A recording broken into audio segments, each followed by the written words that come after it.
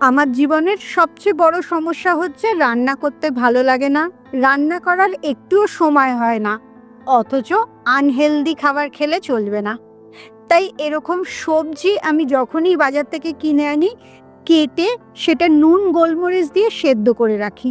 একদম কম জল দিয়ে সেদ্ধ করি, যাতে সবজির পুষ্টিগুণটা পুরোটাই তার ভেতরে থেকে যায়।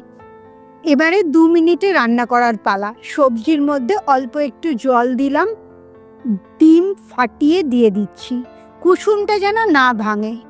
2টো গোটা ডিম সুন্দর করে ফাটিয়ে দিয়ে কোনো তেল দিলাম না, একটু নুন ছড়িয়ে দিলাম এর ওপরে, আর সামান্য গোলমরিচও দিয়ে দিলাম। এবারে কম আঁচে ঢাকা দিয়ে জাস্ট 2 মিনিটের জন্য রাখা। বেশি রাখলে ডিমটার ভেতরটাও শক্ত হয়ে যাবে। পারফেক্ট পুরো ডিমটা বাইরে থেকে হয়ে গেছে, এবং বিশ্বাস করো ভেতরটা একদম নরম রয়েছে, ঠিক যেরকম পোচ হয় সেরকম হয়েছে। আর এতে কোনো তেল দিতে হয়নি, প্লাস সবজিগুলোরও পুষ্টিগুণ পুরোটা রয়ে গেছে।